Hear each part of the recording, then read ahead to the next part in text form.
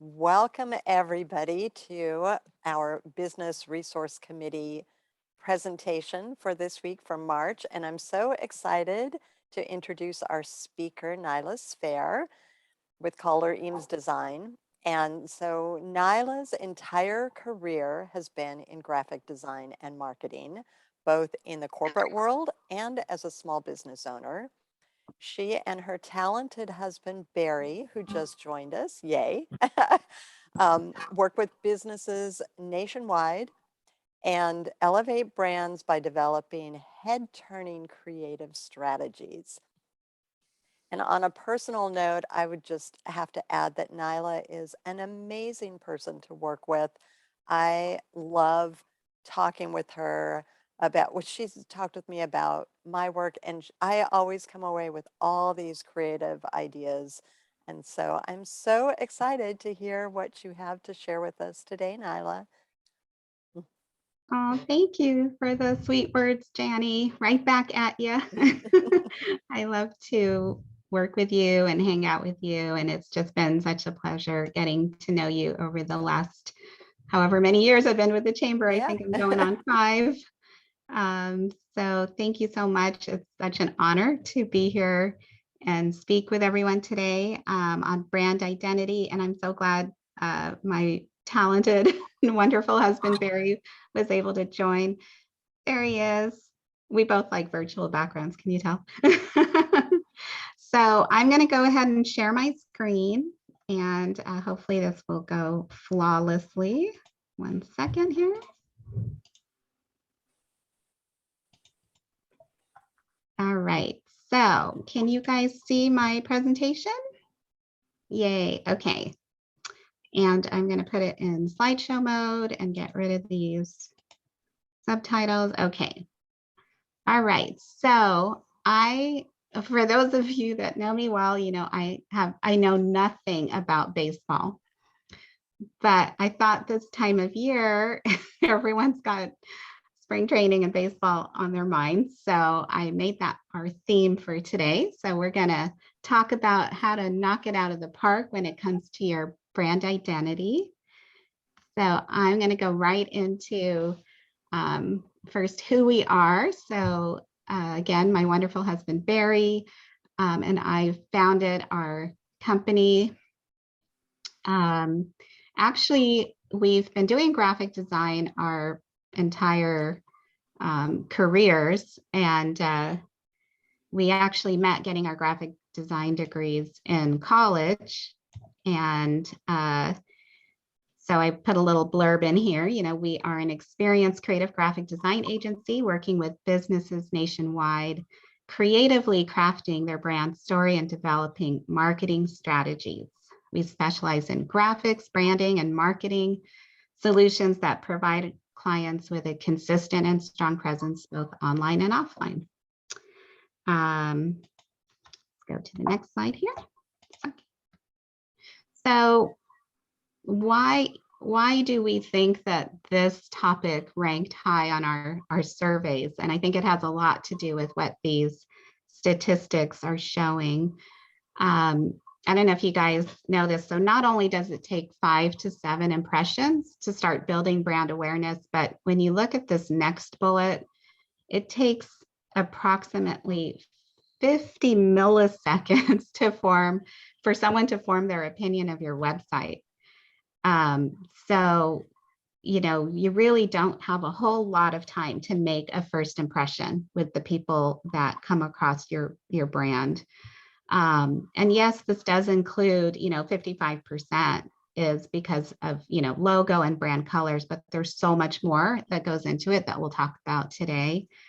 And it's good to see that 84% of marketers say brand awareness is the most important goal for their brand. And it's also important to show that 77% of B2B marketers say branding is essential to company growth. And 52% of customers did not return to a business due to bad branding and overall design. So I don't know if this is like shocking to anybody, but I think it's, if anything, hopefully enlightening. So let's go to the next slide here.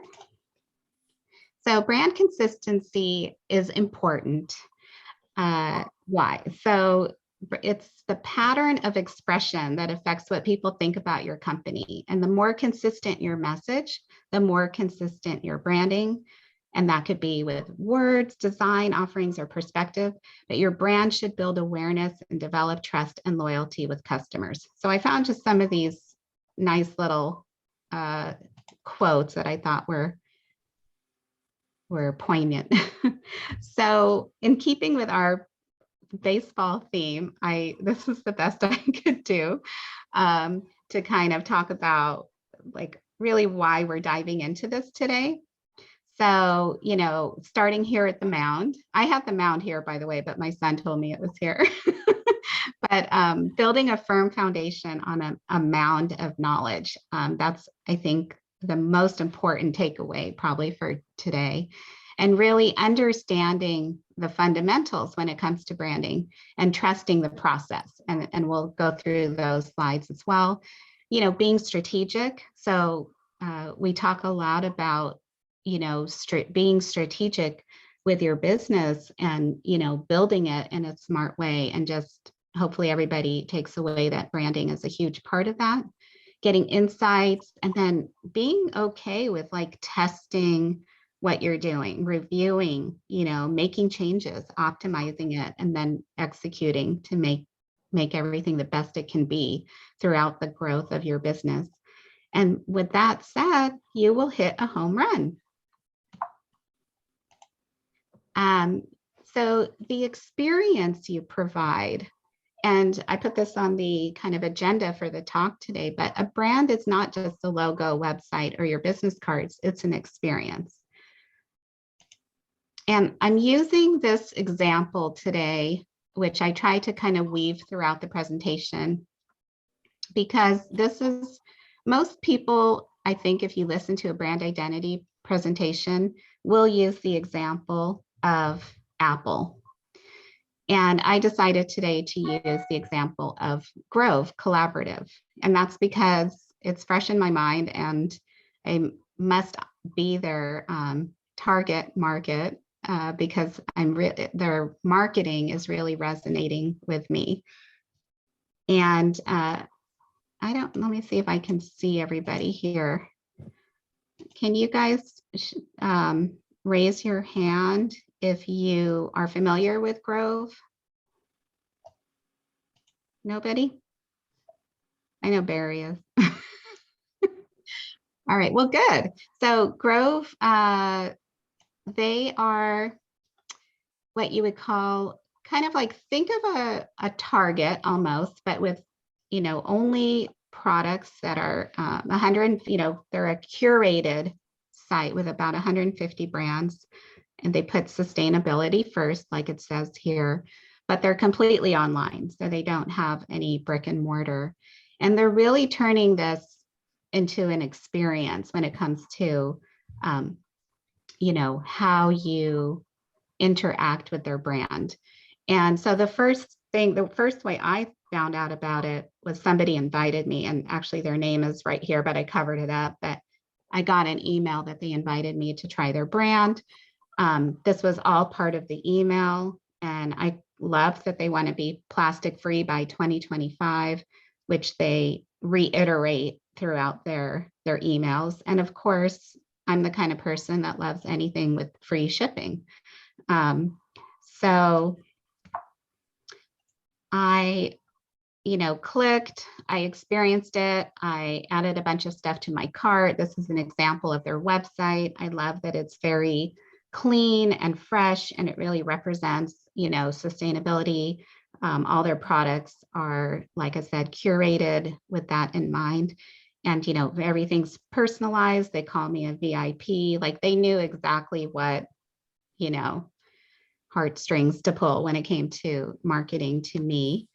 And then I got this nice text from them that was personalized. They said I could just text them back if I had any questions, and a Grove guide would be happy to help.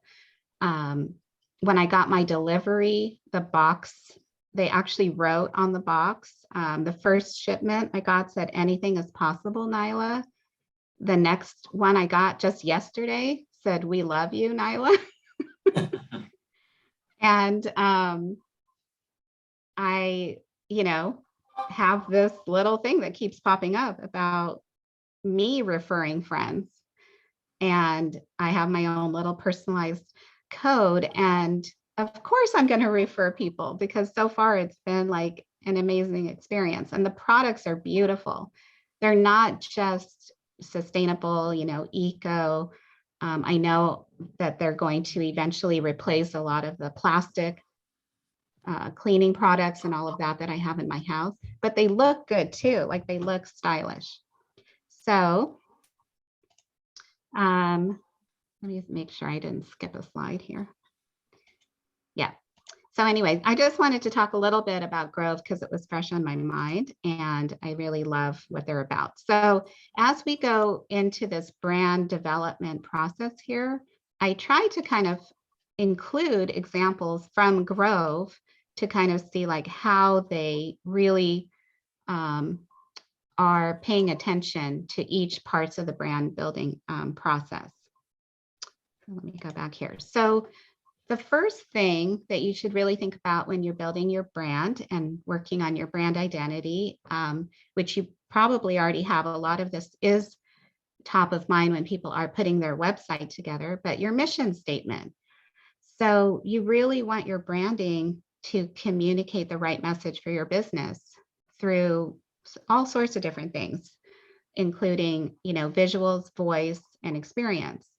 And that's usually something that are the points you want to hit in your mission statement. So this one on the right here is what I found on Grove's website.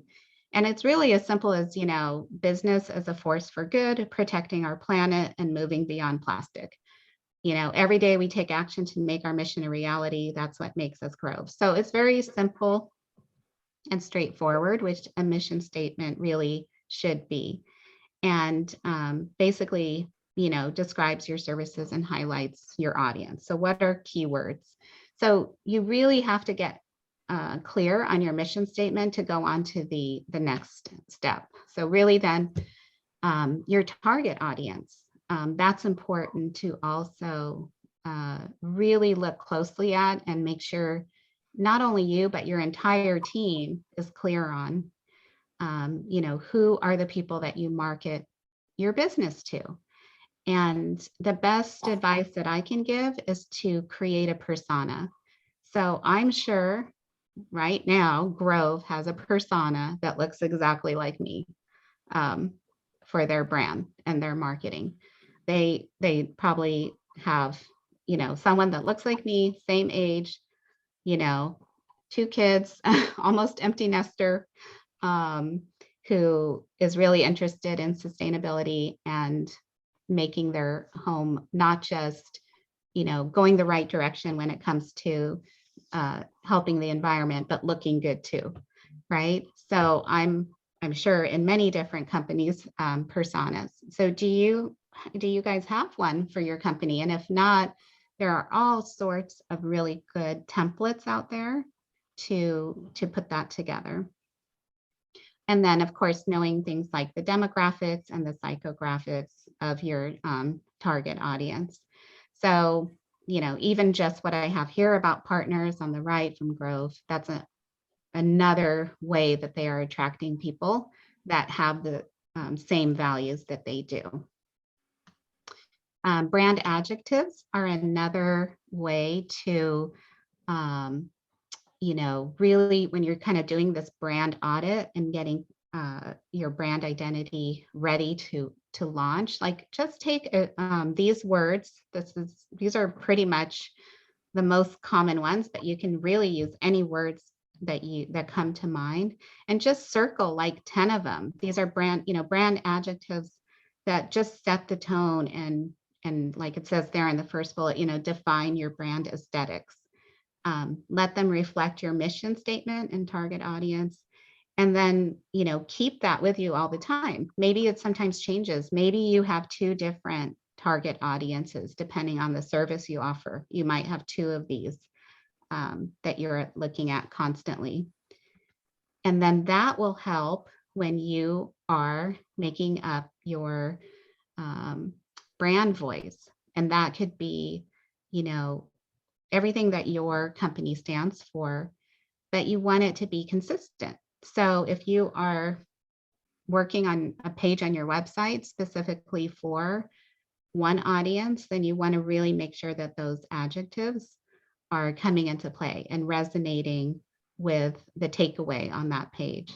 And that could be, like it says there, playful and inviting, or reserved and educational, but whatever you do, you want it to be consistent. And that consistency is going to help you connect with your audience and build trust. A visual board, like something inspirational that's a visual, is really great. Some people call this a vision board. It's so fun to put these together, but if you don't already have a Pinterest account, you can put one together. You can make it secret so the whole world doesn't see it, and just start searching and pinning for things that represent your brand. And every time you look at that, it's so inspiring. And you can, like, for example, feel free if you want to invite me. That's my Pinterest handle.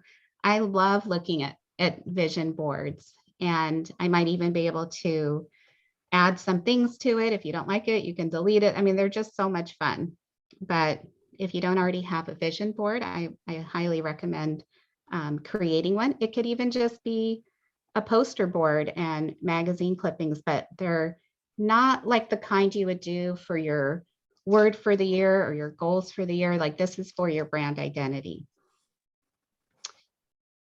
Logo development. So as you can see, this is coming up very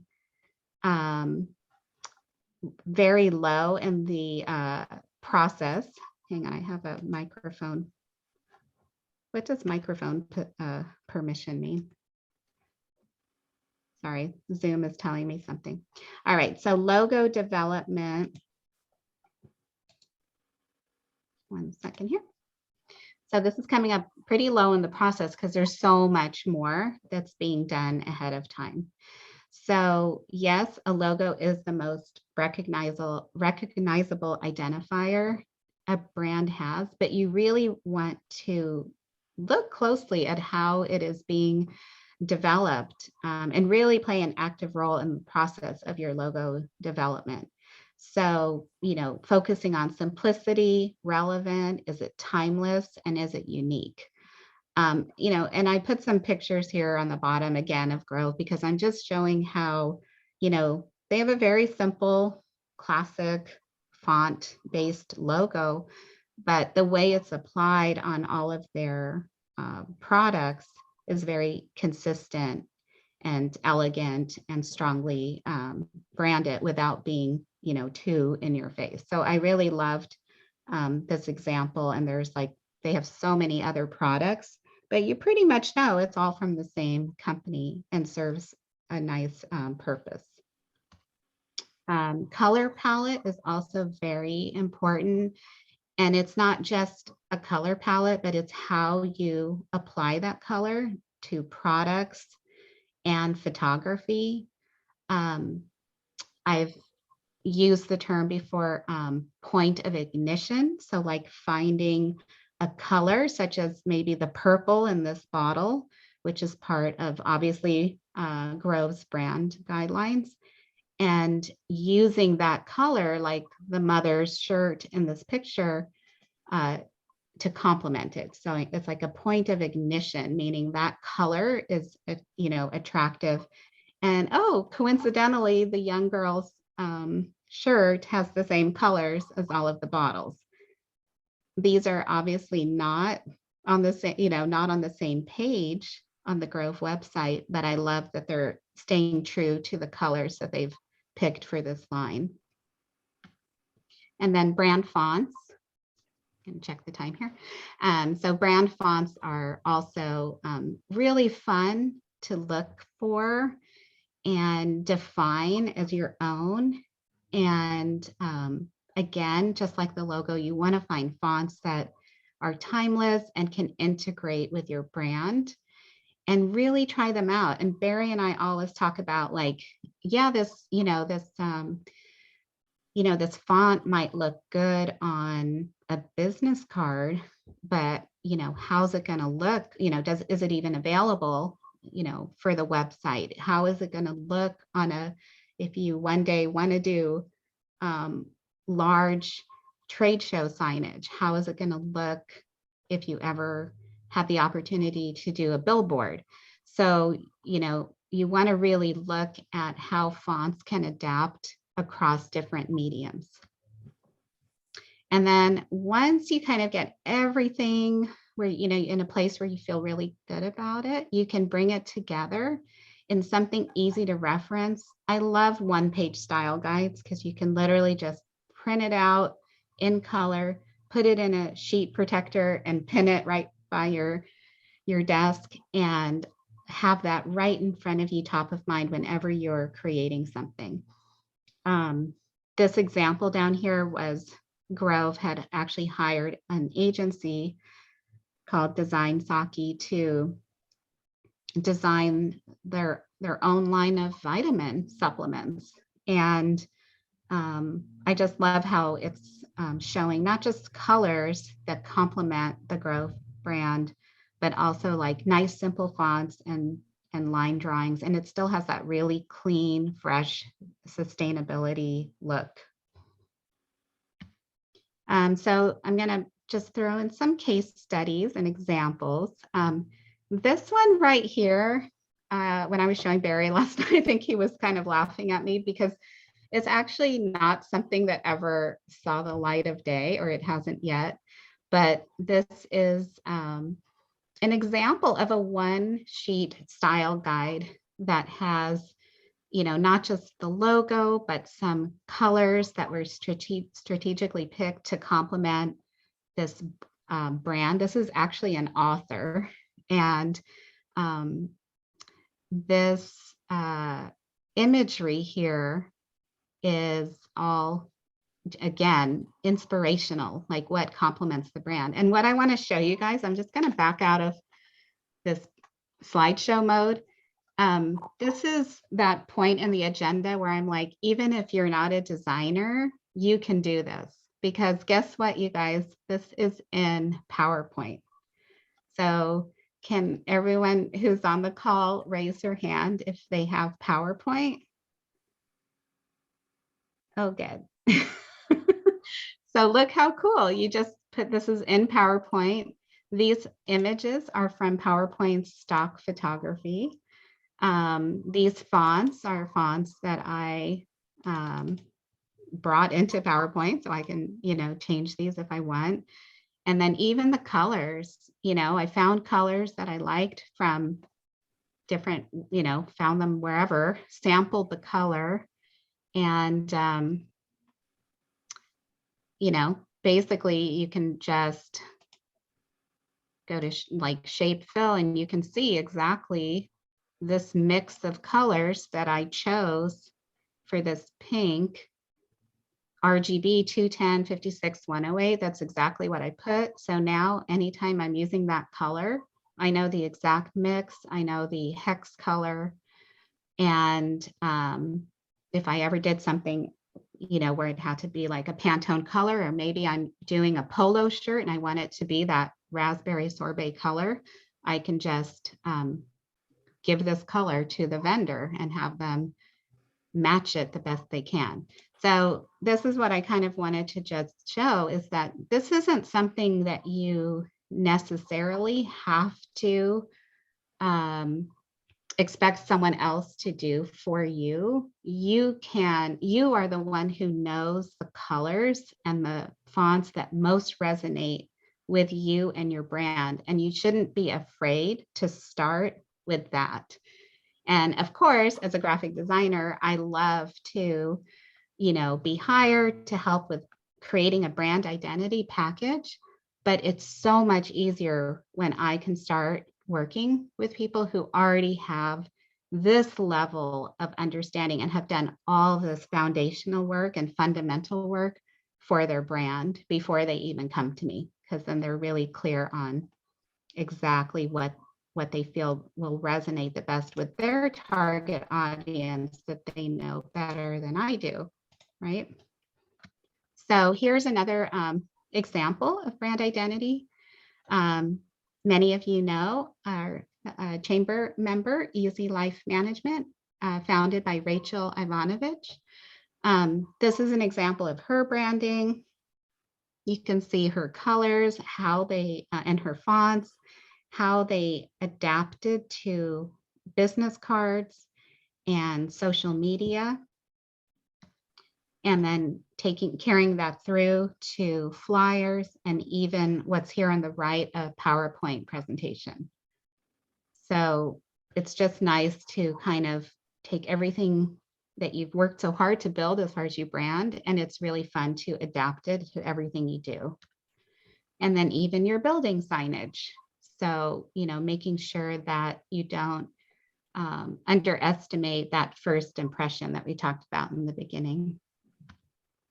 Sunset Bay Candy, everybody knows Anita. Oh, and by the way, I'm not taking credit for creating both the Easy Life Management logo and the Sunset Bay logo. I'm just using them as examples of really strong branding that has a lot of consistency on all of their mediums, both online and offline.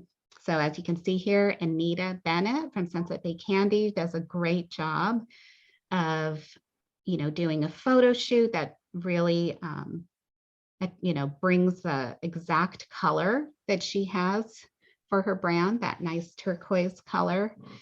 And even down to like a little postcard, her website, and all the photography she does.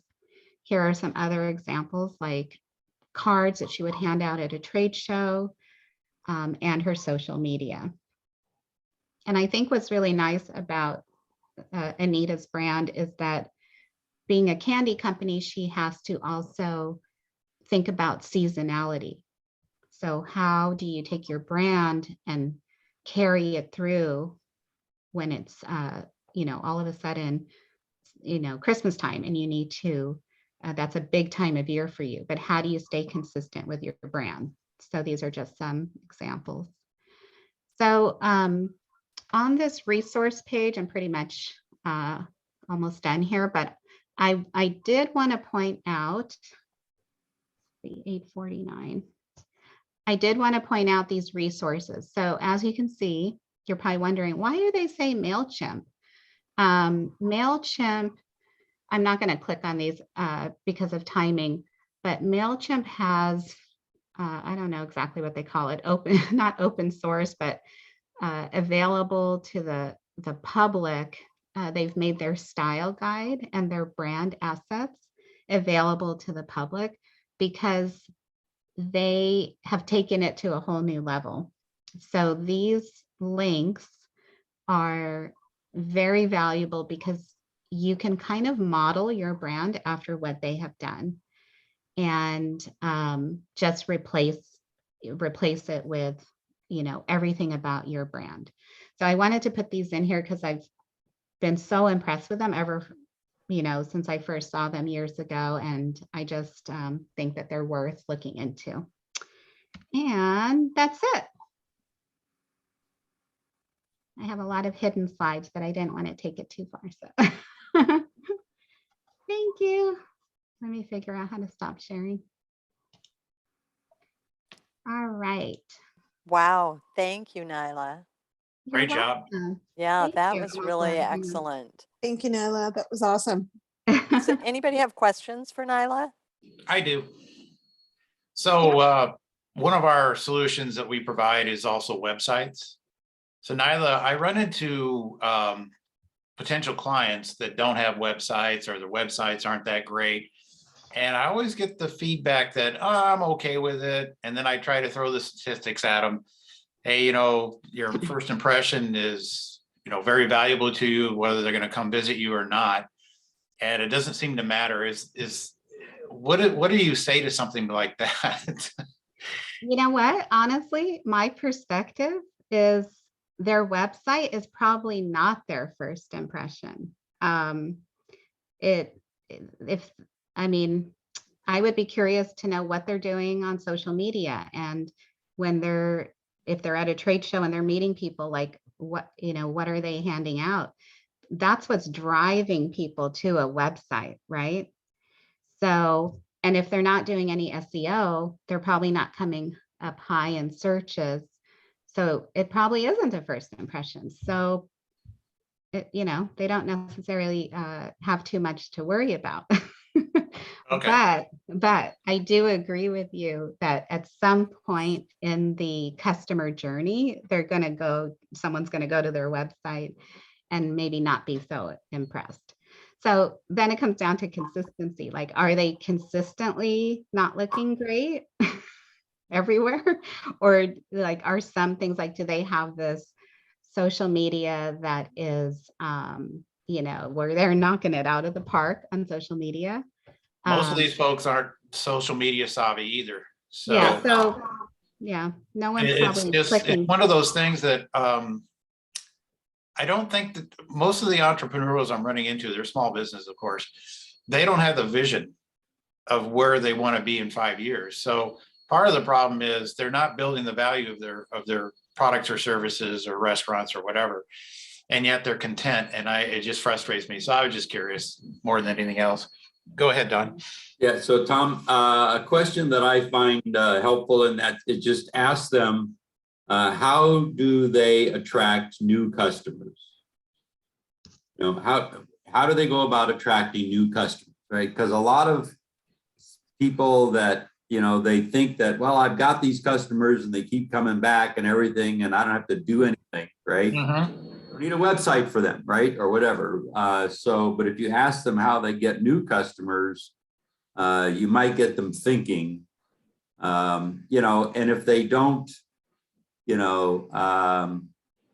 if they don't have people in their like, it's interesting to watch a 20 or 30-year-old go look for a business, right? All they use is their phone. They don't do, it's like when my son was over this weekend, can I use your laptop? It's like, I'm not working on my phone. I want to do something else. So if they aren't exposed to that, they don't realize, how people look for whatever it is that they do. So that question might help. Thank you. That's great. Yeah, that's a great question. And I think that's why it's important to just, no matter what the business, like take a step back, look at all those different things we talked about, like what is their mission? What type of visuals resonate with their target audience? If they had done all that homework and then they go back to their website and use the tools within the website to, maybe they pick a new theme, maybe they adjust their colors and their fonts. And I mean, within half an hour, they could upgrade their website even on their own, just having done that little bit of, work on the fundamentals of their brand. Any other questions? Barry can answer questions too.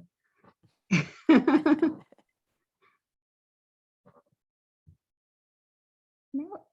Well, cool. Well, All right. thank you. Thank you all so much. Thank you so much, Naila.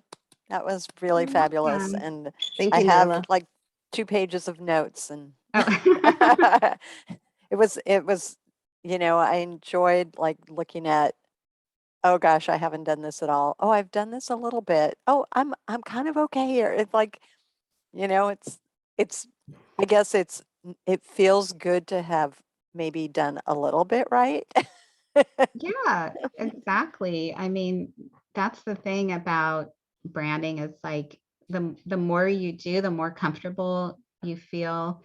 And I think it actually comes across when you're even talking to people about what you do. I think that having developed your brand gives you even more confidence when you're speaking.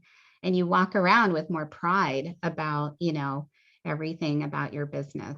You're handing someone your business card, and then maybe they go, after they meet you, they go follow you on Instagram, and they see this continuity, then they go to your your website and they see this continuity. They bump into you at a trade show and you're maybe wearing a polo that's got this like color that you've you know, hand selected to represent your brand. And I think There's people, Dawn. you know, exactly. Yeah, people notice that kind of stuff. But the main takeaway, I would say, is just have fun. Like, don't think of it as a chore, you know, just because you're not a graphic designer.